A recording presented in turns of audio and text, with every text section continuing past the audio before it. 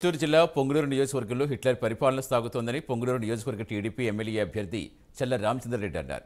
మంత్రి స్వగ్రామంలో బీసీవీ పార్టీ నాయకులు ప్రచారానికి వెళితే వారిపై వైసీపీ నేతలు దాడికి పాల్పడ్డారని, ప్రతిపక్షాలపై దాడులు జరిపి ఎలక్షన్లో ఏకగ్రీవంగా గెలవాలని పెద్దిరెడ్డి చూస్తున్నారని మండిపడ్డారు. పోలీసులు దాడులు చేసిన వారిని వదిలేసి శాంతియుతంగా ప్రచారం చేస్తున్న వారిపై కేసులు పెడుతున్నారని ఆరోపించారు. ఏకపక్షంగా వ్యవహరిస్తున్న పోలీసులపై ఎన్నికల సంఘం ప్రత్యేక దృష్టి పెట్టాలని రామచంద్రారెడ్డి కోరారు.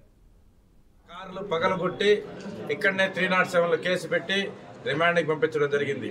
తర్వాత నిన్నటి దినం ప్రతిపక్షాల మీద దాడి, క్యాండిడేట్ల మీద కేసులు, 307 కేసులు. ఇది ఒక పథకం ప్రకారము ఇక్కడ పోలీసులు, కొంతమంది పోలీసులు వ్యవహరిస్తూ ఉన్నారు.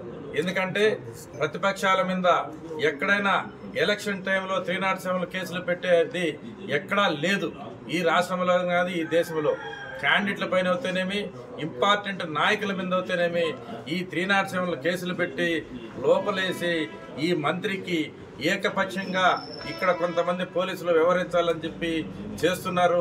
ఇవన్నీ కూడా మేము ఎలక్షన్ దృష్టికి తీసుకుపోతున్నాము.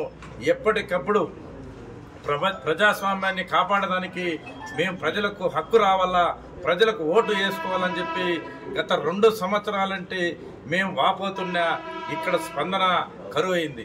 ఎందుకంటే మీరు చూస్తున్నారు, కేవలము ఏదో పెద్దిరెడ్డిని ఇనామస్ చేసి ప్రతిపక్షాలందరినీ కేసులు పెట్టి జైలుకి పంపించాలనేది ఒక ధోరణే కనిపిస్తూ ఉంది. కానీ ఈ నియోజకవర్గంలో ప్రజాస్వామ్యంగా ప్రజలు తీర్పిచ్చే ధోరణి ఇక్కడ కనపడలేదు.